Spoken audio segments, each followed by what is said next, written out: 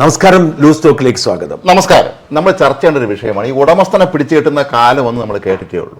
സംഭവിച്ച യൂണിവേഴ്സിറ്റി കോളേജിലൊക്കെ ഞങ്ങളുടെ സതീർത്ഥനായിരുന്ന നമ്മുടെ നടനും BJP അതുപോലെ കൃഷ്ണകുമാറിന്റെ കുടുംബത്തിന് കൊണ്ടായിരിക്കുന്ന ആ ഒരു ദുരവസ്ഥ അത് സൂചിപ്പിക്കുന്നത് ഈ ഒരു പ്രയോഗത്തിലേക്കാണ്. ഉടമസ്ഥനെ പിടിച്ചിട്ടുന്ന കാലമാണിത്. അദ്ദേഹത്തിന്റെ മകൾ നടത്തിയിരുന്ന സ്ഥാപനത്തിലെ ജീവനക്കാരികൾ നടത്തിയ തട്ടിപ്പ് കേസ് ഇതിനെതിരെ പരാതി കൊടുത്തപ്പോൾ ഇപ്പോൾ കൃഷ്ണകുമാറിന്റെ കുടുംബത്തിനെ തിരിച്ച് പ്രതികളാക്കുന്ന ഒരു അവസ്ഥയാണ് കാണുന്നത്. ഞാൻ ഈ കൃഷ്ണകുമാറിനോടും കുടുംബത്തോടും വ്യക്തിപരമായി അടുപ്പുള്ള ഒരാളാണ്. അതുകൊണ്ട് തന്നെ ആദ്യത്തെ ദിവസത്തെ വാർത്ത പുറത്തേക്ക് വന്നപ്പം ഞാൻ വളരെ അവിടെയും ഇവിടെ കേട്ടുള്ളൂ. കാരണം ഞാൻ എൻ്റെ പതിവ് പോലെ എനിക്ക് തോന്നിയത് ശനിയാഴ്ച ആണെന്ന് തോന്നി ഈ വാർത്ത വെളിയിലേക്ക് വരുന്നത്. അതെ, എൻ്റെ ഡ്യൂട്ടിയൊക്കെ കഴിഞ്ഞ് എനിക്ക് കുറച്ച് പണികളുണ്ടായിരുന്നു, എനിക്ക് ഇച്ചിരി കൃഷിയൊക്കെ ഉണ്ടല്ലോ.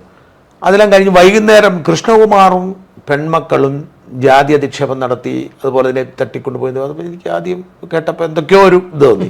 എന്ത് കാരണം എനിക്ക് കൃഷ്ണകുമാറിനെ അറിയാം. ഒരിക്കലും പറയുന്നത് അയാൾ വളരെ സൗമ്യമായി പെരുമാറുന്ന ആളാണ്, എപ്പോഴും ചിരിക്കുന്ന ആളാണ്. പിള്ളേരാണ് ചിലപ്പോൾ അങ്ങനെയൊക്കെ ചെയ്യുന്നത്, കാരണം പിള്ളേർ ഇച്ചിരി എടുത്തിയായിട്ടൊക്കെ ഉണ്ടെന്ന് എനിക്ക് തോന്നിയിട്ടുണ്ട്. പിള്ളേരാണ് സംഭവിച്ചത്. ഇനി കൃഷ്ണകുമാറിൻ്റെ ഭാര്യ സിന്ധു ആയിക്കോട്ടെ, വളരെ ഒരു സ്വീറ്റ് ആൻഡ് ലവ്ലി സ്ത്രീയാണ്. ഞാൻ പിന്നെ അതിൻ്റെ വിശദാംശങ്ങളിലേക്ക് പോയില്ല. ഞാൻ പകരം കൃഷ്ണകുമാറിനും സിന്ധുവിനും ഒരു മെസ്സേജ് ഇട്ടു. ഞാൻ അവിടെ ഇവിടെയൊക്കെ കേട്ടുള്ളൂ, എന്താണ് സംഭവിച്ചത് എന്ന് ചുരുക്കി പറഞ്ഞാൽ നല്ലതായിരുന്നു, നാളെ വിളിക്കാമെന്ന് പറഞ്ഞു. ഞാൻ വെളുപ്പംകാലം എണീക്കുമ്പോൾ സിന്ധുവിൻ്റെ ഒരു മറുപടി ഒരു 6-7 മിനിറ്റിൽ സിന്ധു ഇത് വിശദീകരിച്ചിട്ടുണ്ട്. അപ്പോൾ ഈ ഒരു പശ്ചാത്തലത്തിലാണ് ഞാൻ വന്ന് പിറ്റേ ദിവസം ഞായറാഴ്ച ഈ വിഷയം പഠിക്കുന്നതും മനസ്സിലാക്കുന്നതും ഞാൻ ഇതുമായി ബന്ധപ്പെട്ട അന്വേഷണമൊക്കെ നടത്തുന്നതും. എന്നെ അത്ഭുതപ്പെടുത്തിയ ഒരുപാട് സംഭവങ്ങൾ ഇതിനകത്തുണ്ടായി. നമ്മൾ ഇതുവരെ പുറത്ത് വന്നതിനപ്പുറത്തേക്കുള്ള ഒരുപാട് സംഭവങ്ങൾ ഇതിനകത്തുണ്ട്. ഒന്ന്, കൊള്ളയടിക്കപ്പെട്ടു കൃഷ്ണകുമാറിൻ്റെ മകൾ ദിയാകൃഷ്ണ. ഇപ്പം നമ്മൾ ആ ദിയാകൃഷ്ണയുടെ ഒരു പശ്ചാത്തലം മനസ്സിലാക്കണം. നിങ്ങൾക്ക് അറിയാമല്ലോ, കൊച്ചിനെ അറിയാം, OC എന്നാണ്. ആ പേരാണ് അവരുടെ സ്ഥാപനം. ഓബൈ OC നമ്മുടെ ഇവിടെ ഓബൈ താമര എന്ന് പറയുന്നത് പോലെ എനിക്ക് താമര അവിടുത്തെ ഒരു സന്ദർശകർ അങ്ങനെ കിട്ടിയിട്ട് പേരായിരിക്കും. അല്ല, മാത്രമല്ല അവർ നല്ല ഭംഗിയായി ആ ബിസിനസ് നടത്തിക്കൊണ്ട് ആദ്യം സോഷ്യൽ മീഡിയയിലൊക്കെ വളരെ നന്നായിട്ട് പ്രൊമോട്ട് ചെയ്യപ്പെട്ടു പോയത്. അതായത് ഈ പിള്ളേരെല്ലാം, ഈ 4 പിള്ളേരും സോഷ്യൽ മീഡിയയിലെ റിയൽ താരങ്ങളാണ്. വലിയ സാന്നിധ്യമാണ്. ആളുകൾക്ക് അഭിപ്രായ വ്യത്യാസം, പ്രത്യേകിച്ച് OCയോട് പലർക്കും പല അഭിപ്രായ വ്യത്യാസം ഉണ്ടെന്ന് ഞാൻ കേട്ടിട്ടുണ്ട്. OCയുടെ സ്റ്റൈൽ ഓഫ് ലൈഫിനോടൊക്കെ ഭിന്നതയുള്ള ആളുകളുണ്ട്. ഞാൻ ആ പിള്ളേരെ അങ്ങനെ കൃത്യമായി ഫോളോ ചെയ്യുന്ന ഒരാളുമല്ല.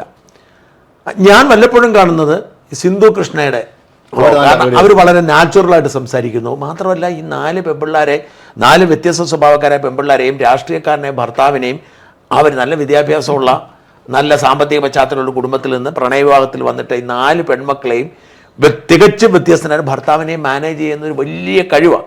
അത് വലിയ കഴിവാണ്. നമ്മുടെ നാട്ടില് അപൂർവ സ്ത്രീകൾക്ക് മാത്രം കിട്ടിയുള്ള കഴിവാണ് കൊണ്ടുപോകുക എന്നുള്ളത്. അല്ലെങ്കിൽ ഡിപ്രസ്ഡ് ആയി പോകും, ഫ്രസ്ട്രേറ്റഡ് ആയി പോകും. ഇവർ അങ്ങനൊന്നുമില്ല, ഇവരെല്ലാത്തിനെയും പ്ലസന്റ് ആണ് വരെ. അത് മാത്രമല്ല, എനിക്ക് അവരുമായിട്ടുള്ള കൃഷ്ണകുമാറിന്റെ ഭാര്യ എന്നുള്ള ബന്ധമാണ് എനിക്കുള്ളത്.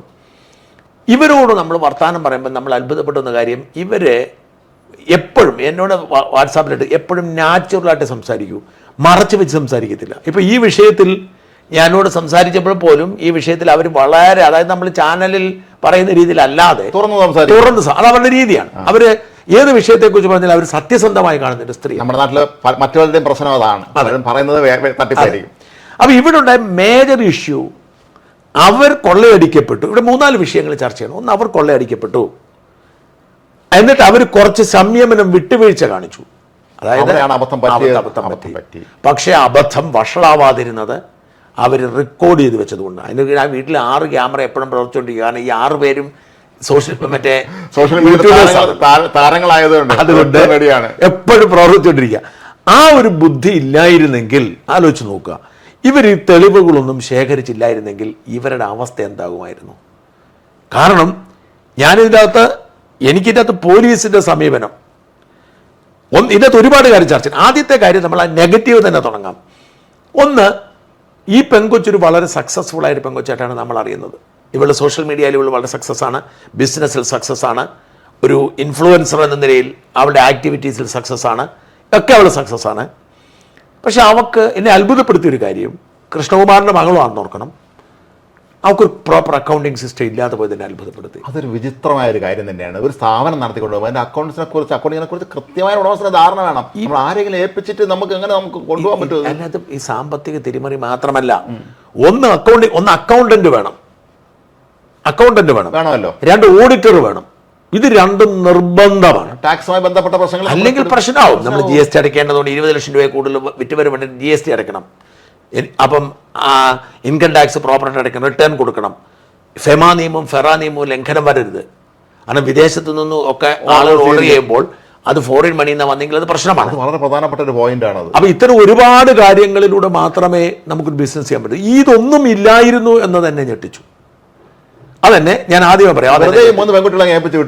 ആ പെമ്പിള്ളേരെ ഏൽപ്പിച്ചാൽ നിർത്തി എന്നുള്ള കാരണം സാമ്പത്തിക ഇത് കൃത്യമായ സ്റ്റോക്ക് ഉണ്ടല്ലോ.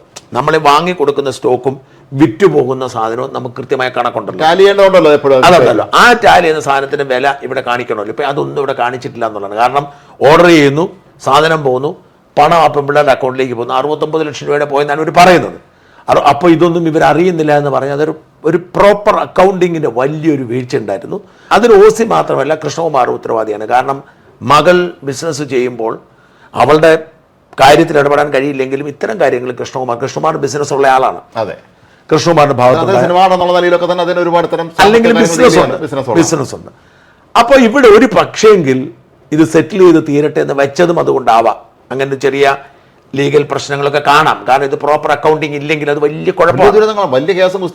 പിന്നെ ആകെപ്പാടെ ഇതിന് ഗുണമെന്നാന്ന് വെച്ചാൽ നമുക്ക് ഈ അക്കൗണ്ടിങ് മിസ്റ്റേക്കിനുണ്ടാകുന്ന കുഴപ്പം നമ്മൾ അറിഞ്ഞുകൊണ്ടല്ല തട്ടിപ്പ് നടത്തിയെങ്കിൽ നമുക്ക് ടാക്സ് അടയ്ക്കാൻ വിട്ടുപോയി, അല്ലെങ്കിൽ GST അടയ്ക്കാൻ വിട്ടുപോയി, അങ്ങനെയുള്ള കാര്യങ്ങൾ നമ്മളിത് അപ്പം തന്നെ സെൽഫ് ഡിക്ലെയർ ചെയ്ത് കൊടുത്താൽ ഈ നമ്മുടെ മേൽ കേസ് ഉണ്ടാവത്തില്ല.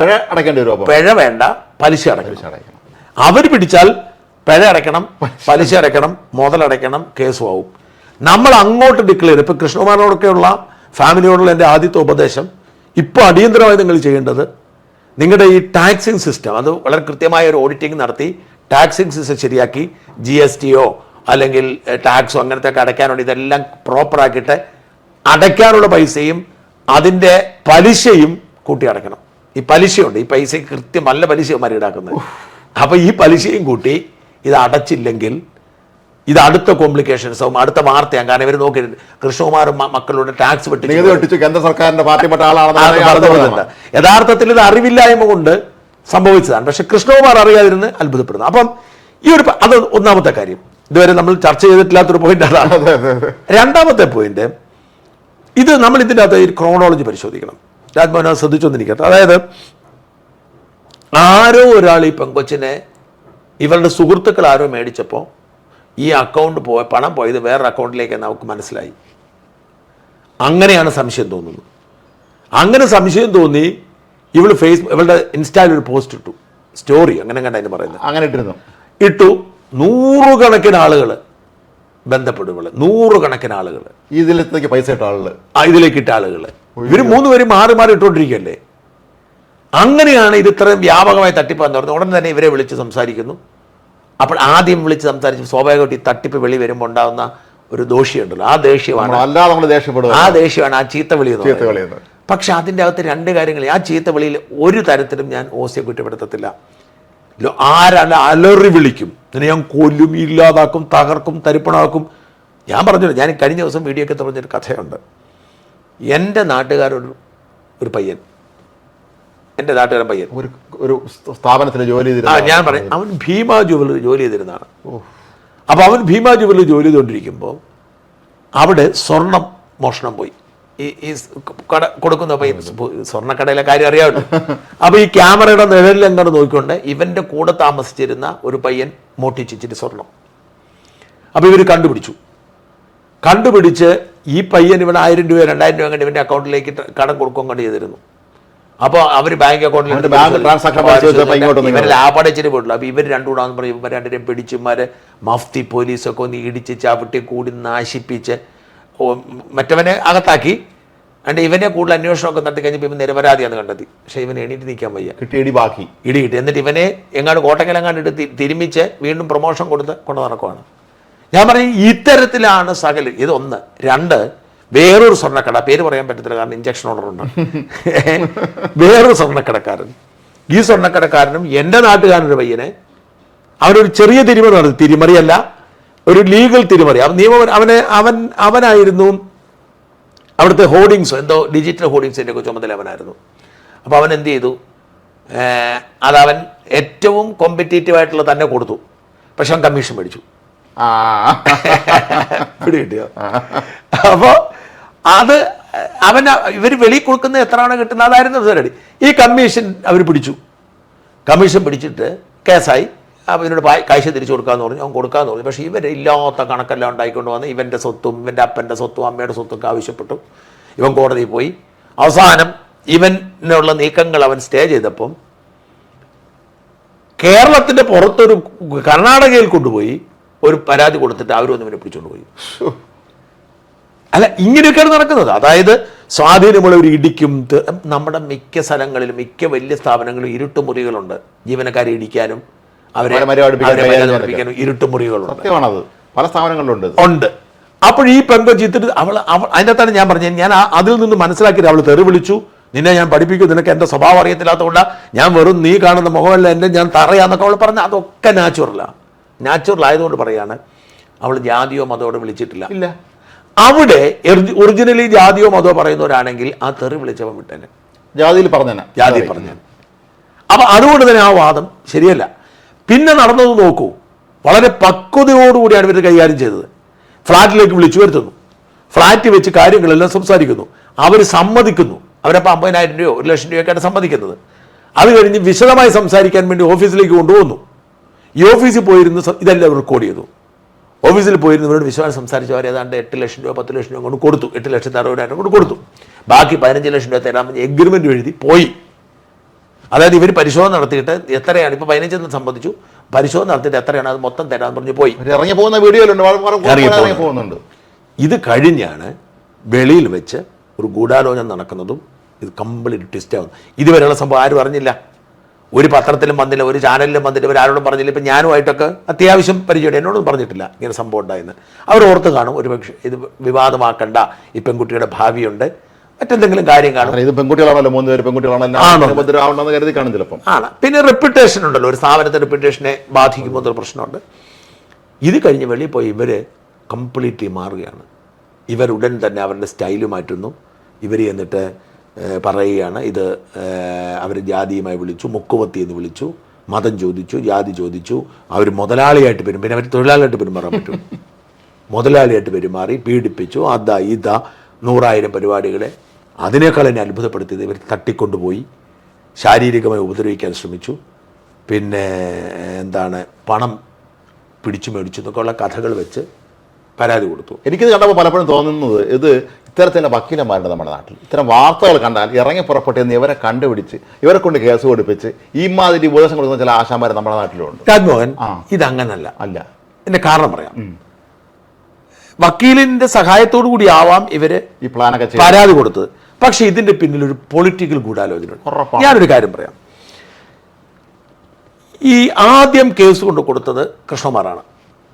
ഇവരെ ചീറ്റ് ചെയ്തു എന്ന് പറഞ്ഞ് ഈ ചീറ്റ് ചെയ്തെന്ന് പറഞ്ഞ് കൃഷ്ണകുമാർ കൊണ്ട് കേസ് കൊടുത്തതിന് പിന്നാലെയാണ് ഇവരിങ്ങനെ കേസ് കൊടുത്തത്, കൗണ്ടർ കൊടുത്തത്. അപ്പം ഏതൊരു പോലീസ് ഓഫീസറും എന്ത് ചെയ്യുന്നത്, ഏതൊരു പോലീസ് ഓഫീസറും ഈ 2 ഭാഗം കൂടി പരിശോധിച്ചിട്ട് മാത്രമേ കേസെടുക്കൂ. ഇനി അഥവാ കേസെടുക്കണം, ഇപ്പം പരാതി കൊണ്ടപ്പെട്ടപ്പം കേസെടുക്കണമെങ്കിൽ പോലും ഈ പറയുന്നത്ര 7 വകുപ്പുകൾ ആഡ് ചെയ്യത്തില്ല. ഈ കുട്ടികളെ ഭയപ്പെടുത്തിയെന്നോ ഭീഷണിപ്പെടുത്തുന്നോ ഒക്കെ പറഞ്ഞിട്ട് എന്തെങ്കിലും ഒരു തട്ടിക്കൂട്ട് വകുപ്പിടും. എന്നിട്ട് എന്നിട്ട് അവരുടെ എഫ്ഐആർ ഇടട്ടെ.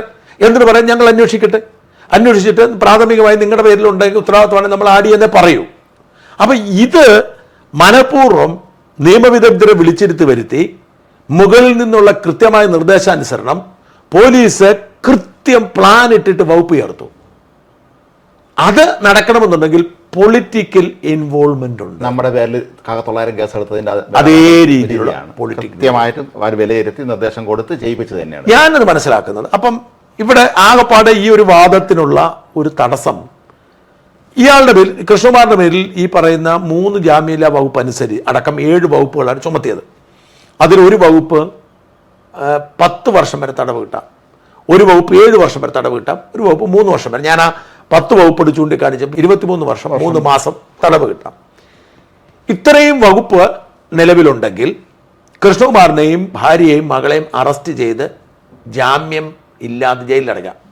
ഒരു കോടതിക്ക് ജാമ്യം കൊടുക്കാൻ പറ്റത്തില്ല. കാരണം ഒരു കേസല്ല. ഇപ്പം എൻ്റെയൊക്കെ മുതലുള്ള കേസെന്ന് പറഞ്ഞാൽ എൻ്റെ മേൽ ചുമത്തിയിരിക്കുന്ന എല്ലാ കേസുകളും 3 വർഷം ഈ ജാമ്യമില്ലാ വകുപ്പ് എന്ന് പറയുമ്പോൾ 3 വർഷം തടവ് കിട്ടുന്ന കുറ്റമാണ്.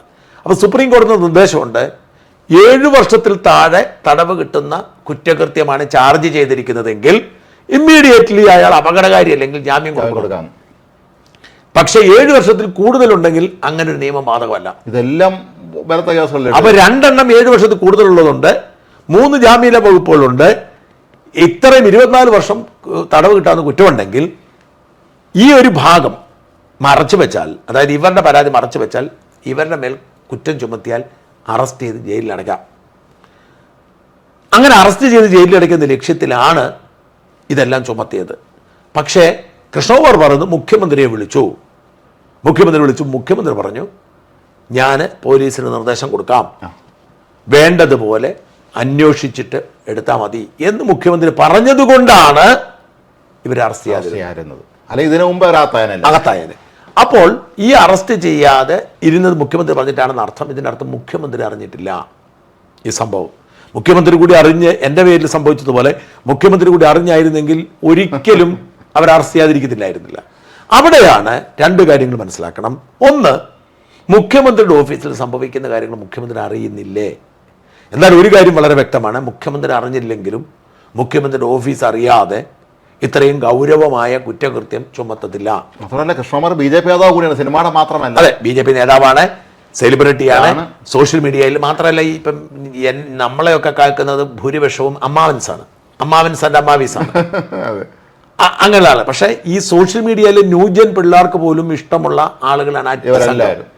അപ്പോൾ അങ്ങനെ ഒരു അപകടം അവർ സൂക്ഷിച്ച് വിളിച്ചു വരുത്തും. കറക്റ്റ് പാളി ഇവർ ഈ പറഞ്ഞ മാതിരി ഇവർ തട്ടിക്കൊണ്ടുപോയി ജാതിമേ അധിക്ഷേപിച്ചെങ്കിൽ തീർച്ചയായും കുഴപ്പമൊന്നുമില്ല.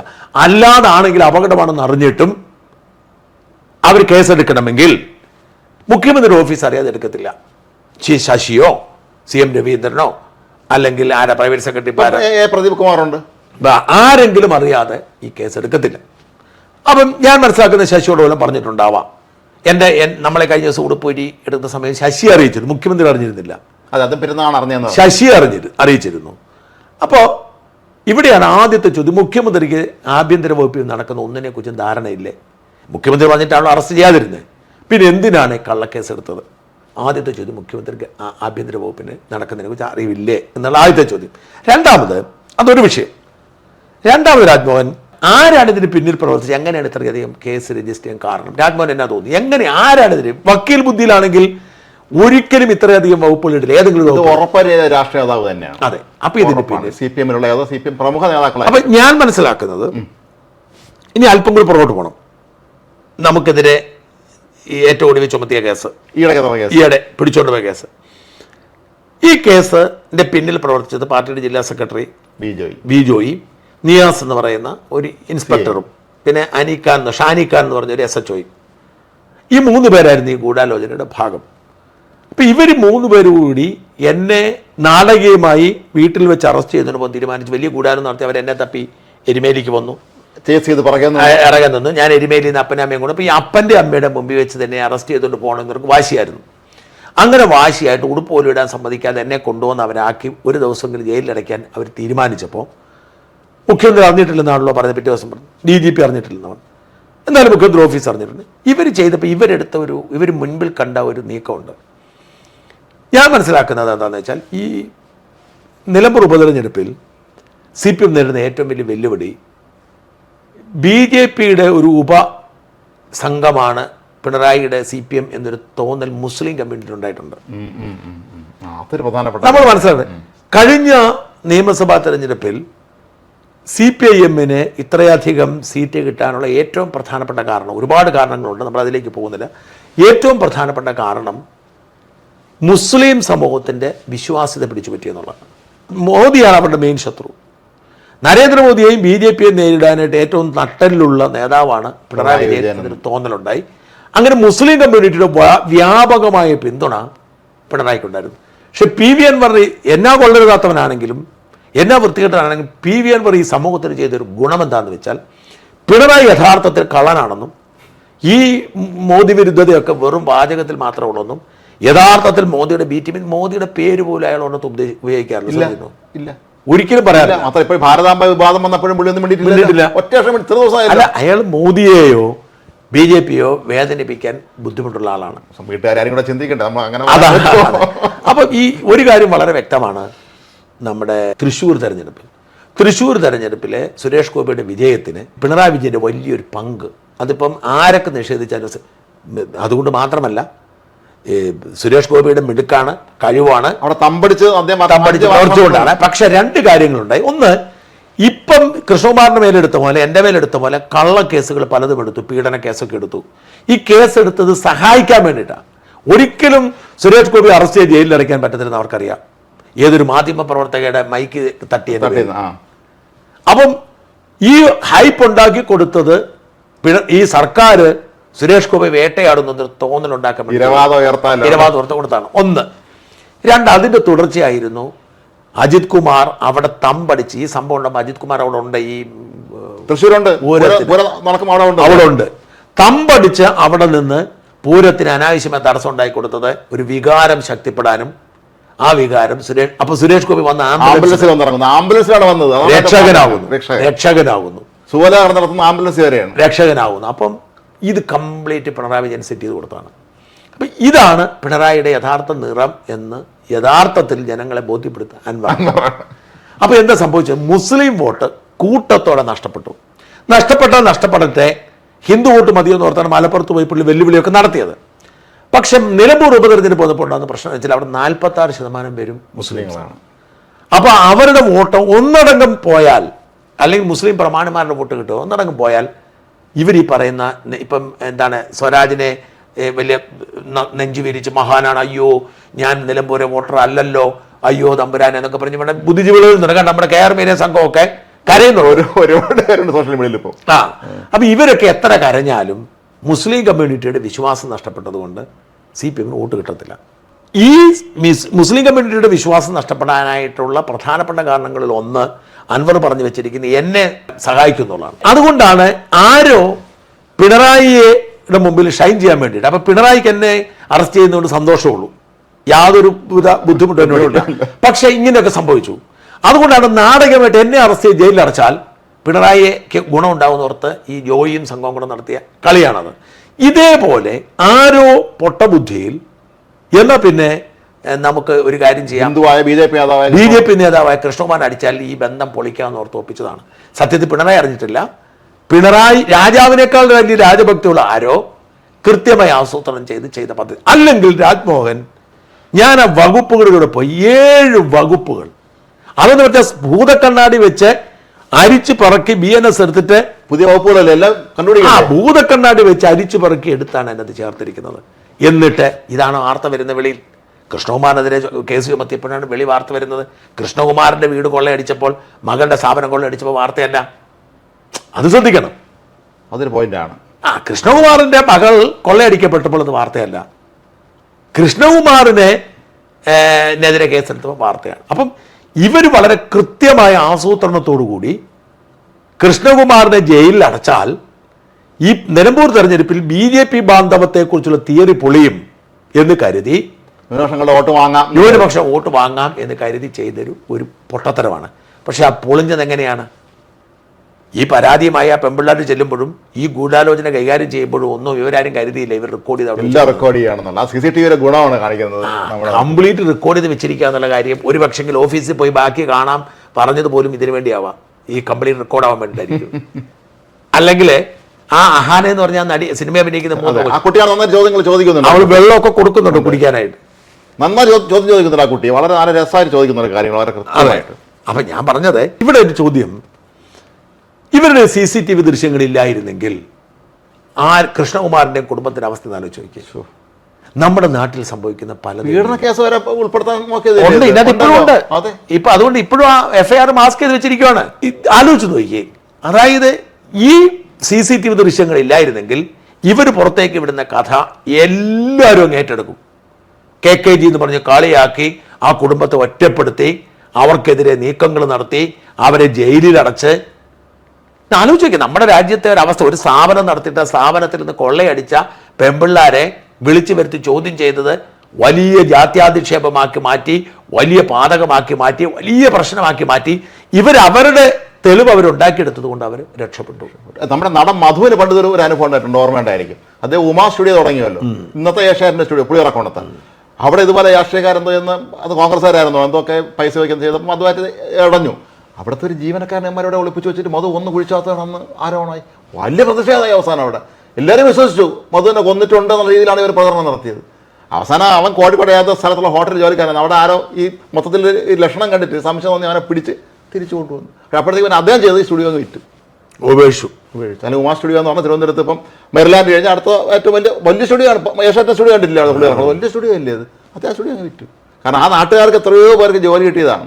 എന്നിട്ട് ഇദ്ദേഹത്തെ കൊലപാതകം എന്ന് ചിത്രീകരിച്ചു മധുവിനെ. അദ്ദേഹത്തിന് നോക്കരുത്, അദ്ദേഹം വളരെ സൗമ്യനായ ഒരാളാണ്. നിരന്തരമായി അവിടെ സമരം നടത്തുകയൊക്കെ ചെയ്യുന്നത്. അതിന്റെ വേറൊരു അവസ്ഥയാണ് ഇപ്പോൾ ഇദ്ദേഹം നേരിടുന്നത്. രാജ്മോഹൻ, ഇതിന്റെ പ്രോബ്ലം ഇവരുടെ എവിഡൻസ് ഇല്ലായിരുന്നു. എന്ത് ചെയ്തേനെ? ആര് പറഞ്ഞ വിശ്വസിക്കും? ആത്തായാണ് ഒരു സംശയം ഉണ്ടാക്കരുത്. അകത്ത് ഇവരെല്ലാം കൂടെ പരിഹസിച്ച് നശിപ്പിച്ച് ആ മനുഷ്യന്റെ നീതി അയാൾക്ക് ജീവിക്കാൻ വയ്യാതായനെ, ജീവിക്കാൻ വയ്യാതെ.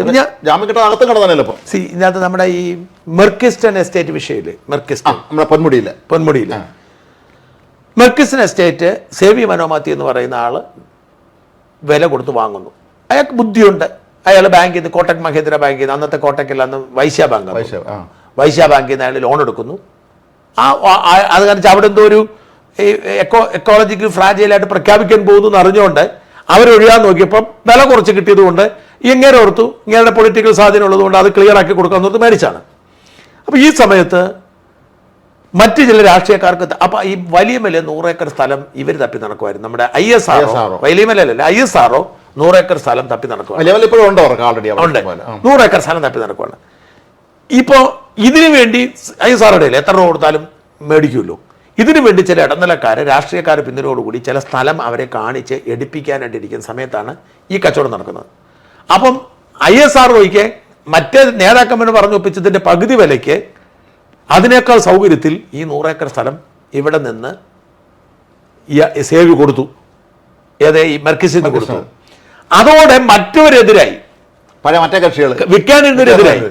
അവരാണ് ഈ വഷളാക്കിയതും കള്ളത്തരം ഉണ്ടാക്കിയതും പ്രശ്നം ഉണ്ടാക്കിയതും പറഞ്ഞ് യഥാർത്ഥത്തിൽ ആ സ്ഥലത്തിന്റെ അകത്ത് എവിടെയോ ഒരു 1 ഏക്കറോ 1/2 ഏക്കറോ എങ്ങാണ്ട് എക്കോളജിക്കൽ ഫ്രാജൈലുള്ള അതങ്ങ് വിട്ടുകൊടുത്താലും മതിയായിരുന്നു. ഇതേതാണ്ട് 500 ഏക്കറോ 600 ഏക്കറോ 1000 ഏക്കറോ 100,000 കേസുകൾ അതുമായി ബന്ധപ്പെട്ടുണ്ടായി. 100 ചെറിയ സാധനം ഒഴിച്ചാൽ ഇത് മുഴുവൻ സേവി മനോമാത്തിന്റെ ഭാഗത്തായിരുന്നു ന്യായം. പക്ഷെ നമ്മുടെ പത്രങ്ങളെല്ലാം നിരന്തരം വാർത്ത, അന്ന് തന്നെ ഹാരിസ് അബൂബക്കർ, സേവി മനോ മാത്യു, മറ്റേ മാർട്ടിൻ ലൂതർ കിങ്, എന്താണ് ഒരുത്തരുണ്ടല്ലോ, ഇവരെല്ലാം ഒന്ന് വലിയ വില്ലൻ വേഷത്തിൽ പത്രങ്ങൾ വന്നുകൊണ്ടിരിക്കുക. ഈ ഞാൻ പറഞ്ഞത് ഇത് കഴിഞ്ഞ് സത്യം ആർക്കും അറിയണ്ട. അന്ന് എന്നോട് സേവി പിന്നീട് പറഞ്ഞൊരു കഥയുണ്ട്. ഈ കാര്യമെല്ലാം പോയി ആളുകളെ പോയി ബോധ്യപ്പെടുത്തും, തെളിവല്ല. അപ്പോൾ അവരെല്ലാം പറയുമോ നിങ്ങൾ പറഞ്ഞത് ശരിയാണ്, പക്ഷേ ഞങ്ങൾ ഇങ്ങനെ ഒരു സ്റ്റാൻഡ് എടുത്ത് പോലും ഞങ്ങളുടെ വിശ്വാസ്യതയെ ബാധിക്കും, അതുകൊണ്ട് ഇത് മാറ്റാൻ പറ്റത്തില്ലെന്ന് പറയരുത്. ഇത് സോഷ്യൽ മീഡിയയുടെ കാലത്ത് പൊളിക്കാൻ പറ്റും. അയ്യോ, ഇതാണ് നമ്മുടെ നാട്ടിൽ നടക്കുന്നത്. അപ്പോൾ ഈ വിഷയം ഇങ്ങനെ അങ്ങ് പോയായിരുന്നെങ്കിൽ ആർക്കും ഒന്നും ചെയ്യാൻ പറ്റത്തില്ലായിരുന്നു. അല്ല, എപ്പോഴും അങ്ങനെയാണ് സംഭവം നടക്കുമ്പോൾ നമ്മൾ എല്ലാവരും അതിന്റെ പുറകെ നടക്കുന്നു. പിന്നെ എന്ത് സംഭവം? ഞാൻ ഒരുപാട് സംഭവങ്ങളുടെ പുറകെ പോയതാ, ഒരുപാട് സംഭവം. നമ്മുടെ MK നായരുടെ ആത്മാത നമ്മൾ വായിക്കുമ്പോഴേ അതിൽ അദ്ദേഹം ഇന്ത്യയുടെ ക്യാബിനറ്റ് സെക്രട്ടറി പെൻഷൻ പറ്റേണ്ട ആളായിരുന്നെയാണ്. N. ശ്രീകണ്ഠൻ നായർ, അരങ്ങ ശ്രീകണ്ഠൻ പരാതി നിരത്തി കൊടുത്തിട്ട് അദ്ദേഹത്തിന് സസ്പെൻഡ് ചെയ്തു, ജീവിതകാലം മുഴുവൻ സസ്പെൻഡ് ചെയ്ത് നിർത്തിയത്. അദ്ദേഹം ഒരുപാട് ദുരന്തങ്ങളൊക്കെ സംഭവിച്ചു. ഒരുപാട് വർഷം ശേഷം അവർ സ്ഥലത്ത് വെച്ച് കണ്ടപ്പം N. ശ്രീകണ്ഠൻ നായർ പറഞ്ഞു പോട്ട് MK, എനിക്ക് അന്നൊരു അബദ്ധം പറ്റിപ്പോയതാണ്. വല്ല കാര്യമുണ്ടോ? എൻ്റെ ജീവിതം പോയില്ലേ ചേട്ടാ എന്ന് ചോദിച്ചത്. വല്ല കാര്യമുണ്ടോ? ഇന്ത്യയുടെ ക്യാബിനറ്റ് സെക്രട്ടറിയായി പോകേണ്ട ഫിലാസ് സ്റ്റീൽ പ്ലാന്റ് ഉൾപ്പെടെയുള്ള ഏറ്റവും മഹത്തായ സ്ഥാപനങ്ങളെ ഉണ്ടാക്കി FACTയെ ഈ രീതിയിൽ വളർത്തിയെടുത്ത ഒരാളിനെ ആ കോടതി വിധിയിലുണ്ട്. ഒരു മനുഷ്യന് മിടുക്കാൻ ഒരാൾ ഇത്രയും വർഷം നിങ്ങൾ സസ്പെൻഡ് ചെയ്ത് നിർത്തിയിരുന്നു വെച്ചു. സസ്പെൻഷൻ്റെ കാലാവധി ഉണ്ടല്ലോ, അത് കഴിഞ്ഞിട്ട് അയാൾ എടുത്തിട്ട് പിന്നെ അന്വേഷണം തുടർന്നാൽ മതിയായിരുന്നല്ലോ എന്നാണ്. തിരിച്ചെടുത്തില്ല. എനിക്കൊന്നും അദ്ദേഹം മരിക്കുന്നവരെ ഈ കോടതി അനുകൂല വിധി വന്നിട്ട് ആ കാശ് പോലും തിരിച്ചു കൊടുക്കുന്ന സംശയമാണ് സർക്കാർ. അല്ല, ഞാൻ പറഞ്ഞു ഇതാണ് നടക്കുന്നത്, ഇതാണ് നമ്മുടെ നാട്ടിൽ നടക്കുന്നത്. അപ്പോൾ ഇവിടെ ഏതു നിരപരാധിയെയും വേട്ടയാടാം. അതുകൊണ്ട് ഇതിൽ നിന്നൊരു പാഠം എന്താണ്? നമ്മൾ ചെയ്യുന്ന പ്രവൃത്തി അക്കൗണ്ടബിൾ ആയിരിക്കണം. നമ്മളതിന് എവിഡൻസ് വെച്ചോണം. ഏത് നിമിഷവും നമ്മൾ ആരും പെട്ടെന്ന് വൈറലാകാം, പ്രതിയാവാം, ജയിലിലാവാം. വേറെ ആരും തെളിവ് കൊണ്ടുവരും നമ്മൾ വിചാരിക്കേണ്ട, നമ്മൾ എന്നെ തെളിവ് വെച്ചാൽ കൊള്ളാം. എന്തായാലും ഭയങ്കരമാണ് നമ്മുടെ നാട്ടിൽ സംഭവിച്ചുകൊണ്ടിരിക്കുന്നത്. വിശ്വസിക്കാൻ കഴിയാത്ത കാര്യങ്ങളാണ് അവിടെ സംഭവിച്ചുകൊണ്ടിരിക്കുന്നത്. എന്തായാലും കൃഷ്ണകുമാറും കുടുംബവും തലനാരിഴയ്ക്ക് രക്ഷപ്പെട്ടു. ഇനി സംഭവിക്കാൻ പോകുന്ന എന്താണെന്നുള്ളൊരു പ്രസക്തി കൂടിയുണ്ട്. ഇനി ഇതെല്ലാം സമൂഹം മുഴുവൻ തിരിഞ്ഞു ഈ കൃഷ്ണകുമാർ അനുകൂലമായി. ഈവൻ അന്തം കമ്മികൾക്ക് പോലും മനസ്സിലായി ഇത് അബദ്ധമായി പോയെന്ന്. എന്നാൽ ആർക്കും സംഭവിക്കാം, ഇത് ആർക്കും സംഭവിക്കാം. അതുകൊണ്ട് ഇനി പ്രത്യേകിച്ച് ഇവരൊന്നും ചെയ്യാൻ പോകുന്നില്ല. 2 സംഭവം കൂടെ അന്വേഷിച്ചിട്ട് ഇതങ്ങ് തീരും. കാരണം അവർക്കും കൃഷ്ണകുമാർ പിടിവാശിക്കാരനൊന്നുമില്ല, അവരെ ശിക്ഷിക്കണം നിർബന്ധമുള്ള ആളൊന്നുമല്ല. അല്ല, ഇതങ്ങ് തീർന്നു. എന്തായാലും ആ പെമ്പിള്ളേർ കാട്ടിക്കൂട്ടിയത് അങ്ങേറ്റത്തെ മോശമായി. ഇപ്പം ആരവരെ ഉപദേശിച്ചാലും ആ ഒരു തിരക്കഥ അല്പം ഒന്ന് പാളിയത് കൊണ്ട് കൃഷ്ണകുമാർ രക്ഷപ്പെട്ടെന്ന് മാത്രം ശ്രദ്ധിച്ചാൽ എല്ലാവർക്കും ഒരു പാഠമാണ്. എന്ത് ചെയ്യണമെങ്കിലും ജാതി വരാം, മതം വരാം. ഇപ്പം അന്ന് അവർ പറഞ്ഞാൽ നികുതി വെട്ടിക്കാൻ വേണ്ടിയിട്ട് ഇവരുടെ അക്കൗണ്ടിലേക്ക് ഇട്ട് പൈസ അതിബുദ്ധിയാ. എന്നിട്ട് അന്നവൻ അത് പറയണ്ടേ, ഇവർ ചോദ്യം ചെയ്യുമ്പോൾ അത് പറയണ്ടേ? അല്ലെ, അങ്ങനെ ആയനെ. ഈ തെളിവില്ലായിരുന്നെങ്കിൽ ഇവർ പറയുന്ന കഥ എന്താണ്? നികുതി വെട്ടിക്കാൻ വേണ്ടി ഇവർ മാറ്റിയിട്ട് ഞങ്ങൾ കാശ് എടുത്ത് കൊടുത്തെന്ന് പറഞ്ഞാൽ തീർന്നേനെ. അല്ല, ഇനിയിപ്പോ സ്വകാര്യ സ്ഥാപനങ്ങൾ ആളെ ജോലിക്ക് എടുക്കുമ്പോഴേ അവർ ജാതി കൂടെ നോക്കൂ, നമ്മൾ സംശയിക്കേണ്ടിരിക്കണം. വലിയൊരു ദുരന്തത്തിലേക്ക് പ്രശ്നമാണ്. നിരപരാധികളെ എത്രയോ മനുഷ്യരെ ബാധിക്കുന്ന ഒരു കാര്യമായിരിക്കും അത്. എന്തായാലും ഈ പ്രതിസന്ധിയെ അതിജീവിച്ച കൃഷ്ണകുമാറിനും കുടുംബത്തിനും അഭിവാദ്യങ്ങൾ. കുറച്ചുകൂടി ജാഗ്രത കാണിക്കേണ്ടിയിരിക്കുന്നു. എല്ലാവരും ജാഗ്രത കാണിക്കണം. നമ്മുടെ കാലം ഇങ്ങനെയാണ് ഇപ്പോൾ. നന്ദി, നമസ്കാരം.